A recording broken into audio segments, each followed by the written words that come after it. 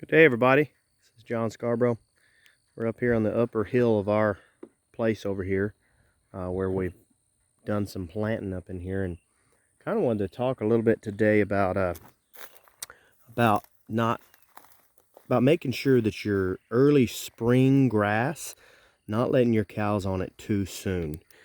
And I'm basing this topic off of past experience for sure, but also I kind of want to talk, kind of basing it off of some stuff that we've got going on right now. And I want to show you all this. Now, bear in mind, we planted this, and we planted 3 different types of cereals in here, along with some brassicas. Now, I don't know that any of the brassicas are going to come back. They were grazed earlier in the winter, and we got some deep winter grazing, so that was really awesome. But I don't know that any of them are going to come back. I'm experimenting with a lot of this. But the plus side to those is they really busted that soil open. So come all of the winter and spring rains, those things have started to allow, open up all the root exudates have started to rot out, and then they'll allow a lot more absorption of water. But we planted clover, and we made sure we did the right amount of clover for the grass. But as you can see, like right in here, there is a significant amount more clover. I would say some of these places, now this is not all over, but some of these places, there is more like 80% clover, and you really want about 40% max. And so I'm a little bit scared to put them on here. Of course, I wouldn't put them on here now. I'm going to wait till this grows for sure, but I'm scared to put them on here at all because it's so dense in clover. And I'll tell you what happened quick. We planted 3 different types of cereal, and then we had a really bad, I don't even know how to explain it. It's an event that nobody can explain in our part of the world. And maybe some of you southerners have noticed it as well. Somehow or another, the humidity and the moisture in the soil and everything got just right, the growing conditions and everything, and then all of a sudden it dropped down to freezing levels or below freezing levels, and it caused it to kill out a lot of different things. Like there's a lot of people I know had cereal oat planted. Well, I guess all oats are cereal, but anyway, they planted oats, and those were completely killed out. So I'm assuming that I probably lost some oats in here. I had oats, wheat, and cereal rye in here, and I'm assuming that I probably lost my oats based on what everybody else is saying, because I know that I've lost some. So my density is way less and stuff. And if anyone knows what this is growing, let me know. I'm wondering if that's my cereal rye growing in there, and it could be my wheat too. I don't know for sure, but I'm gonna be looking out in there for sure and let y'all know. But back to the topic a little bit. This literally, I think yesterday, maybe 2 days ago, this wasn't here. All of this was down below. I did a video earlier where my clover had started to come up and especially in certain areas, and really start to leaf out and look really good because we had some warmer weather. But now, like today, we're like 75. And once you start getting into the 70s, your ryegrass and stuff will start to grow really good. This stuff seems to do a little bit better than the ryegrass. But all of a sudden, we've got this kind of stuff going on everywhere. And the places where our ryegrass didn't die out, we're getting ryegrass coming up. And I think I've at least got 3 inches in a day or two. And if I don't know if it'll keep up like that. But what my point is behind that is, there's several people I know, they're getting tired of feeding hay, and I don't blame them. And they go out and they're letting their cows out. And the worst part is they're letting them on the whole property. But even still, they're letting them have the good green grass right at the beginning. And they did that kind of right at the beginning of February. We had a couple times where, and we just started March. So we had February, the beginning of February, we've had a couple days where it'd be like 1 day of favorable growing conditions. And then after that, you'd have a couple days where it didn't, and then it was kind of back and forth.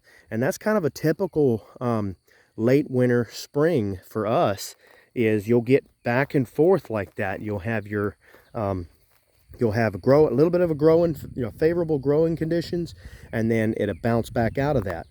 And so everybody else has got their cows on there nonstop. Well, when I go out and I look in other guys' pastures right now, they're not having the same growth that I've got. They've got green, but we're talking inch, half inch down at the ground. And now, like I said, I'm showing you my rye, all of my different cereals, and these are a couple different ones right here. So we may actually get some growth coming back with some of this other stuff. And I'll do more updates on that. But anyway, even in my ryegrass, I can tell a difference there. It's not quite as productive as this yet. It got knocked back pretty good. I thought it was all going to die. I don't think it died. It just got knocked back pretty good. And you can kind of tell on that hill there's ryegrass there, but that's not doing nearly as good as some places. But even my ryegrass is starting to pick up. I'm going to see if I can find some ryegrass here that's coming in. And the ryegrass that's planted, I'm finding it's not doing quite as well as the stuff that's already been seeded. And that is contrary to what a lot of people tell me. I'm actually doing better on my stuff that I seeded years and years and years ago. But this is some of my ryegrass over here. And you can tell, like, I've got ryegrass coming in. That's some good. If I had a whole pasture of this, I could turn them out. I'd want to be moving them fast with it. But that's some good growing, and then there's your clover, and that's coming in, So this right here is significantly better than some of the other pastures that I've seen. Not all of them. And the crazy thing is I haven't put out any fertilizer on mine. I know some people who's got fertilizer on their pastures, and mine's doing better. And the thing is, this time of year, we get so few days for the whole month of February for us in this part of the country. And then even in parts of March, there's so few days where you've got favorable conditions. You want to maximize those days. So right now, we've got what looks like 5 days of favorable conditions. So everyone's going to grow grass. Everybody is, when you get 5 full days of it. But first off, they've got cows that are continually eating it down. But then secondly, they've already been eaten down. So like in this scenario, man, I'm 8 inches above most everybody, But if I just go to my average, this is pretty close to my average. Well, this is probably a little shorter than some of my average right here. But even that's 3 inches, I got 3 inches of growth, and I'm talking they're all the way down. Like they're grazed down like that, They're all the way down on the ground. And so what that's given me, the grass needs energy to pick up. Like everybody talks nitrogen, nitrogen, nitrogen. It does need nitrogen, but it also needs energy. That energy it harvests from the sun, from solar energy. It actually pulls that energy from the sun. So the larger that leaf is on your precious days of sunlight, where you're not getting a lot of 75-degree days, those days are precious. So you want more solar panel. You want a larger solar collector, okay? So it's kind of like if you had a big house and you were trying, let's just say, I'm going to just give you a quick scenario. Say you got a, okay, not a big house. I'm going to just give you a medium house. Let's say you got a 2,000 square foot house, which is actually, some people would call it to a smaller house. Whatever. 2,000 square foot house, and you want enough solar panels to power that whole thing all year round. Okay, well, let's just get out of the way of summer and winter. We already know that's a little bit different. But we know that a house in the south, in the deep south, is going to take less solar panels than a house in far, far north. When you're in far north like that, you're going to need quite a few more solar panels to power the same house, okay? So that you kind of have to think of it like that when you're thinking of your grass in these early seasons, okay? You want to pick up as much possible leaf as you can get. And that's why I've been able to stop feeding hay sooner than a lot of people. A lot of times I'll stop feeding hay. I have stopped in February. I think the best I've ever done is I started feeding hay in January and then stopped feeding it probably about February 15th. That was just an abnormal year. I have not figured out how to make it any better than that, and that was a really good year. But a normal for me is February, or is March 15th. That's safe. That's where I know I'm safe usually, is March 15th. But I've seen it's not all that abnormal, it's not all that uncommon to where come March 1st, I'm only feeding a bale every 5 days, you know, and then come March 15th, I quit completely. So that's only a handful, few more bales, you know, and that's because of this right here. And this year, we just started March. I think I don't remember if it's March 2nd or March 3rd. Anyway, we just started March, and we're a little behind the game. It's been a tough winter, to be honest, for a lot of people, and it's been kind of tough for us too. But we're behind the game because our winter grass got stunted. From what I told you about earlier, it got really badly stunted. But even still, with being behind the game, I think we're going to do okay with that. So that is just so important to being profitable when you're grazing, is to make sure that you keep that solar panel as long as you can keep it. I mean, we grazed this months ago in the winter. I want to say we grazed it in December. And because there was no growing power, it never got rid of that grazing tip right there. Never, you know, that was grazed off. You can tell, looking at it, it's flat. And it never grew anymore. Okay. And we've got a few pieces that are like that were left actually fairly long, you know, and that was kind of the benefit. And I think I put another video out to tell y'all this was kind of experimental for us. And when we put them in here, we accidentally overgrazed it. And the reason is this grass was, I guess they just enjoyed it so much, they wouldn't move. We could not get them off. Look at this, guys. You can tell, I don't know if you can tell it, but this area right here, the grass is it's more dead almost. It's like a deer or a hog or something's been sleeping there overnight. Kind of interesting. But anyway, so we had accidentally overgrazed this. We put them out in here, and I thought to myself, well, I don't want to tighten them up too tight because we're in December, and for us in December it doesn't freeze like it does up north. It freezes, but not often enough. So we're having to worry about pugging the ground up in December a lot of times.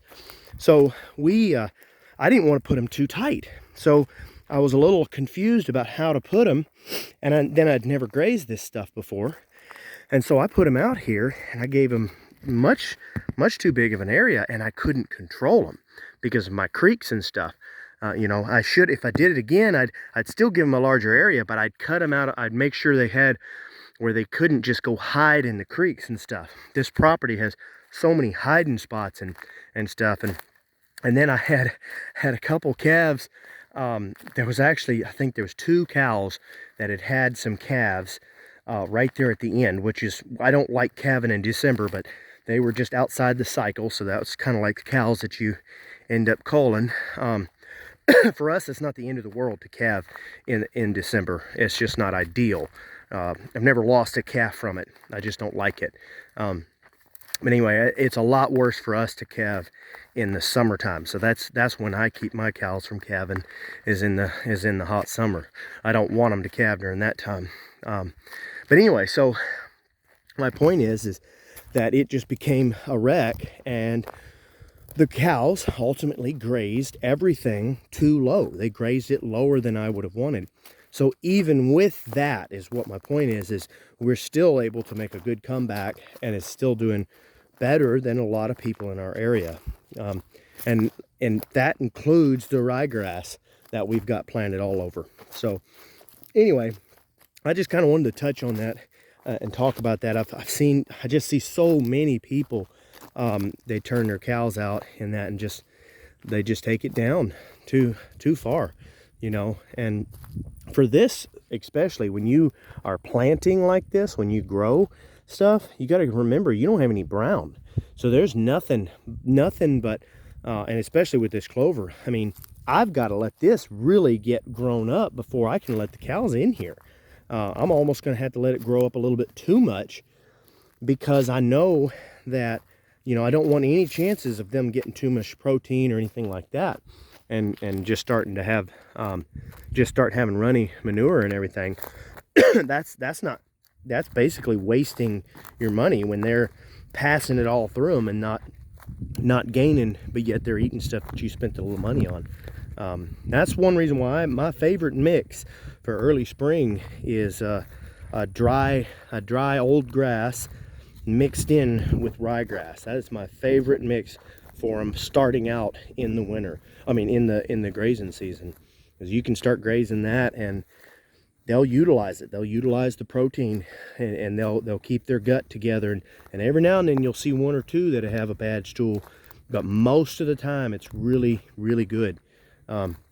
So anyway, I really like that. But I'm gonna stop harping on that. I just kind of wanted to show that to everybody, let everybody kind of see, you know, that it's a huge benefit, you know, because when this 5 days ends, we don't actually know what's going to happen. You know, you can't predict the future, you know. It could get cold again. I mean, you know, it could drop way down and we may not see any more growing days. We may have 3 weeks of no growing days. That's not unrealistic. It's a little uncommon for our area, but it's not unrealistic. It's possible that we get 5 good days of growing, and then all of a sudden you get 3 weeks where you don't hardly get nothing, you know. So you got to remember that. You want to collect as much of that solar power as you can get. And then another, I'm gonna touch on one little last thing, and then I'm gonna hush. But when you get a larger solar panel, okay, so this grass, it doesn't really like to grow real well until you get about 70 or above, is what I've noticed, and that's what a lot of old timers around here have told me, is that it just doesn't like to grow real well until you get above 70, you know. Well, one thing I've noticed is when I get a taller leaf, when I get more like this right here, I'm growing at 60 degrees instead of 70. Now that's just my own observation. You know, it's there's no proof to it. I haven't heard it from anybody else, but I think that it's because there's a bigger solar collector, so it's able to harvest energy more efficiently even when it's a little bit cooler outside. Like I said, that's strictly anecdotal. You know, I can't prove that, but I really feel like, based on the stuff that I've seen, that is the case. So that just kind of you know, drives the nail in, you know, that you want to keep that grass as long as you can get it, get as much growth as you can, you know, when you're growing like that. So anyway, guys, I'm gonna go ahead and sign off of here. Hope y'all have a great day. We're about to cut this tree up right over here, and we'll get it in the sawmill. So maybe we'll get a few videos out on that. Don't forget to like and subscribe.